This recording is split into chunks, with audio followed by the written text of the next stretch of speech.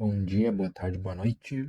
Começando o nosso trabalho de policiamento preditivo, Big Data. Bom, para começar, eu acho que o mais importante de se entender quando se trata de policiamento preditivo é o próprio significado das palavras. No caso aqui, a gente tem o quê? Policiamento, que dá a ideia do quê? De policiar. Policiar o quê? Fiscalizar, manter a ordem.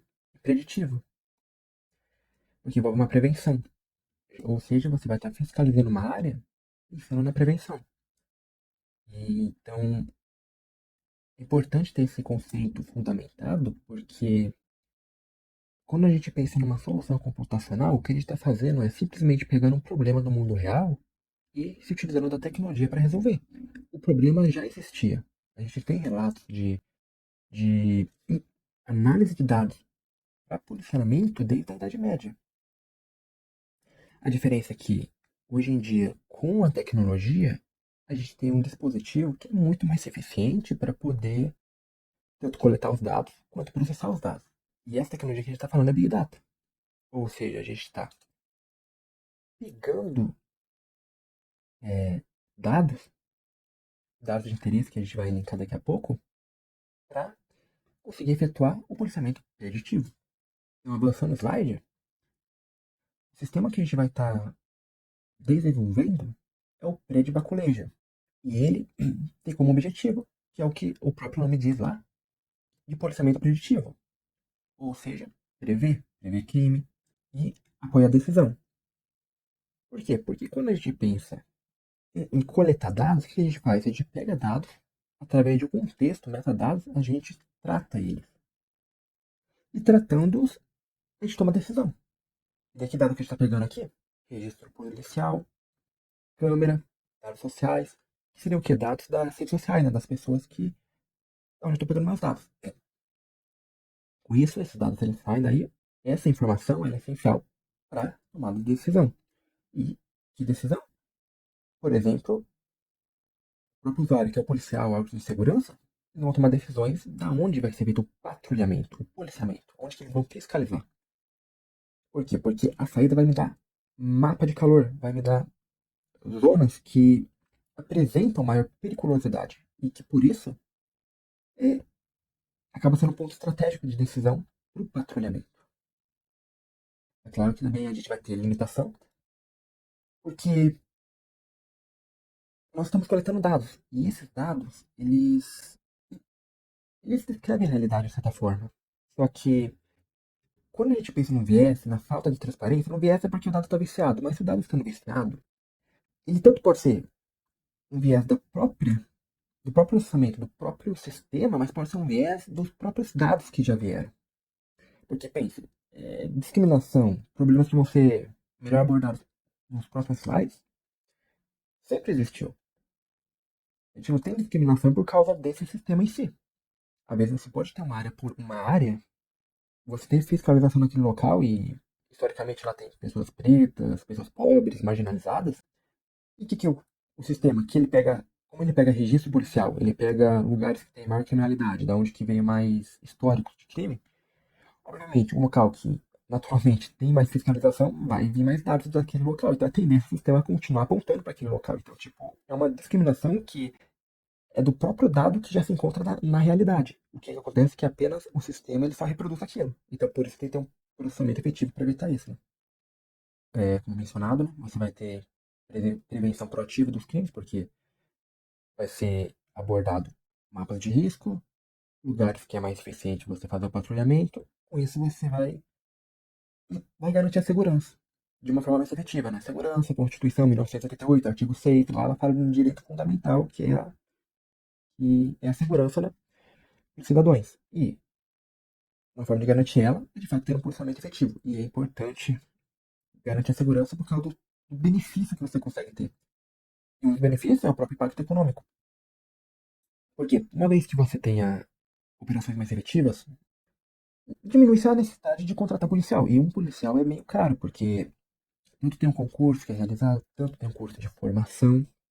E o curso de formação, né, que, por exemplo, para qualquer concurso, militar, civil, federal, você vai ter um curso de formação. No caso, recentemente foi realizado o concurso para a Polícia Federal. As pessoas que foram aprovadas, elas vão fazer o TAF. Após isso, vai ter a preparação, que envolve a própria Academia Nacional da Polícia, lá em Brasília. Lá vai ser tudo uma preparação. E somado a isso, também tem o custo do próprio salário do policial. Então, pensando nesse sistema, você já reduziria a necessidade de contratar tanto policial porque você teria mais efetividade. Então, já é impacto econômico positivo. Teria menos necessidade de contratação. Além disso, outro impacto indireto que a gente pode pensar é a valorização imobiliária. Porque quando a gente pensa em comprar um imóvel, a segurança ela é um fator fundamental. Se não tiver segurança, naturalmente o custo cai, né? O custo do imóvel, porque ninguém vai querer comprar, ou a tendência é não querer comprar. E também, o turismo, porque quando a gente pensa em ponto turístico, obviamente para um turista a segurança é fundamental. Ele não vai querer ir num local em que a sua integridade está em risco, né? Quando a gente pensa em segurança, a gente pensa num funcionamento adequado, um funcionamento íntegro de alguma coisa. E daí isso envolve a sociedade, né? Pensando em segurança pública.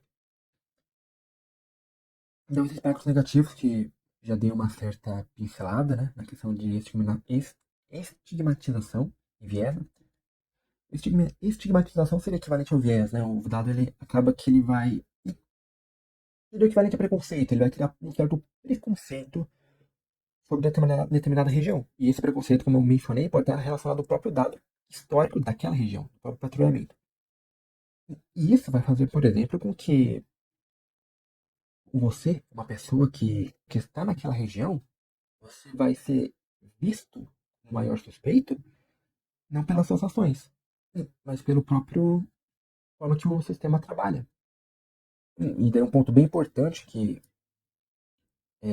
quero elencar é a questão de você disfarçar o preconceito com máscara de ciência.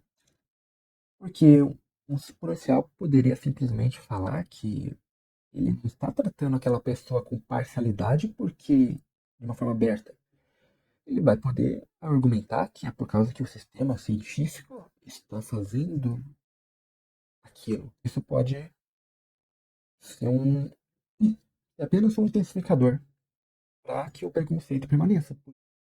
E Meu nome é Matheus, eu vou continuar aqui a apresentação. Bom, a gente vai entrar agora no ponto dos direitos humanos.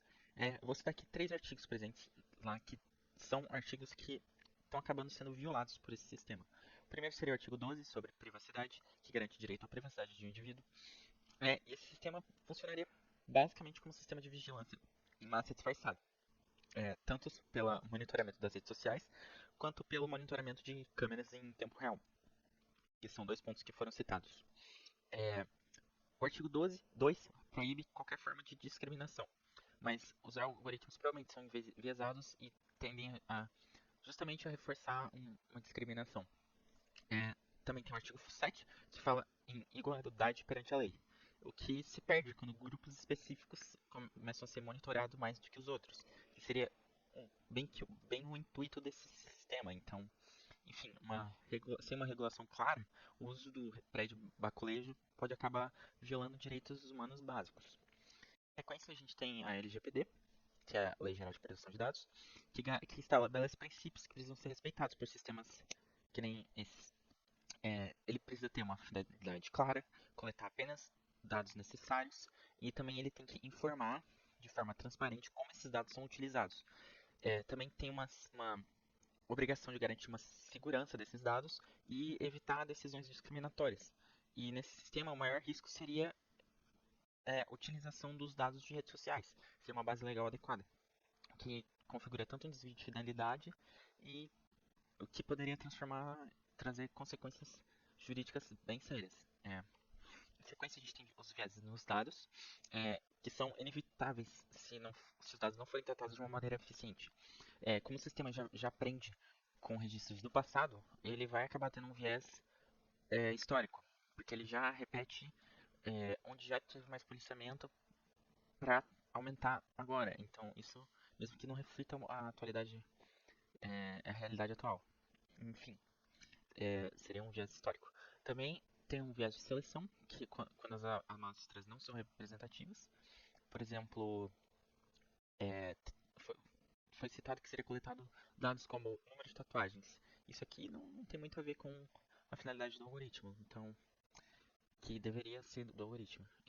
Enfim, teria uma consequência, seria um ciclo vicioso, assim, comunidades pobres e minorias continuariam sendo mais vigiadas, não necessariamente por cometer mais crimes, é, mas por já estarem uma observação histórica. Então, enfim, o sistema transformaria estatística em justificativa de preconceito.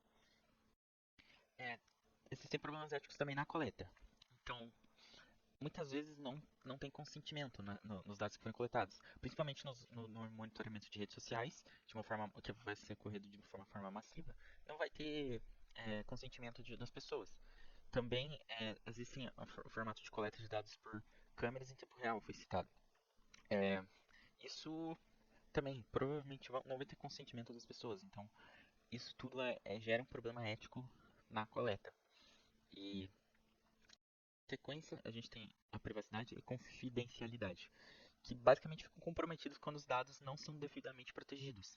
Mesmo que os dados sejam anonimizados, é bem fácil de você reidentificar se esse processo não tiver sido feito de uma maneira eficiente e segura. E também existem também risco de acesso indevido ao sistema, por exemplo, através de hackers, teriam acesso a um sistema muito eficaz se eles quiserem é, fazer alguma pessoa como alvo. Então, e também além disso, até as pessoas que têm acesso ao sistema podem acabar utilizando ele de uma maneira para ganho pessoal, assim, de uma maneira indevida. Por exemplo, a pessoa pode tentar utilizar esse sistema para perseguir uma pessoa que ela não gosta, por exemplo. Enfim, esse sistema poderia levar a uma perda de confiança da sociedade no sistema ainda mais. Para reduzir riscos, existem medidas que devem ser adotadas. O primeiro passo é minimizar a coleta, pegando apenas o que é essencial. Depois, aplicar técnicas de autonomização e pseudonimização bem feitas. A criptografia deve proteger os dados tanto em um trânsito quanto em repouso. É fundamental também ter controles de acesso com registros de auditoria. E, finalmente, criar comitês independentes para revisar o fundamento do sistema sob a ótica ética. Em caso de vazamento, as consequências são graves. Dados de indivíduos podem ser facilmente usados em fraudes e golpes virtuais. Há até o risco de incriminação falsa, quando informações são manipuladas ou usadas fora de contexto. Além do impacto pessoal, o órgão público responsável pode enfrentar muitas multas pesadas e processos judiciais. Mas talvez o pior seja social. O medo da vigilância e a retratação das pessoas no uso da internet e redes sociais, prejudicando a liberdade de expressão. O impacto ambiental não pode ser ignorado. Data centers consomem grandes quantidades de energia elétrica e o resfriamento exige muito uso de água. Além disso, o ciclo constante de substituição de equipamentos gera toneladas de lixo eletrônico. Tudo isso contribui para que uma alta pegada de carbono. A saída é investir em cloud verde, eficiência energética e reciclagem para reduzir esse impacto ambiental que muitas vezes passa despercebido. Quem deve ser responsabilizado em casos de erro? Não existe apenas um ator. Os desenvolvedores precisam garantir qualidade técnica e testes adequados. O governo, como contratante, deve definir regras claras e fiscalização na aplicação. A polícia é responsável pelo uso e interpretação das recomendações. E até fornecedores e terceirizados entram na cadeia. A responsabilidade, portanto, deve ser compartilhada, garantindo que ninguém fique impune quando decisões erradas prejudicam pessoas inocentes. No longo prazo, os impactos podem variar. No cenário positivo, o sistema reduz crimes e gera economias de custos. Mas, no negativo, reforça a desigualdade e estigmatiza comunidades. Para avaliar isso, é preciso acompanhar indicadores como taxas de falsos positivos, o perfil das prisões realizadas e a confiança pública no sistema. Auditorias regulares e revisões periódicas dos modelos devem ser obrigatórias. Além disso, é essencial prevenir cláusulas de descontinuidade, ou seja, desligar o sistema se os riscos se mostrarem maiores do que benefícios.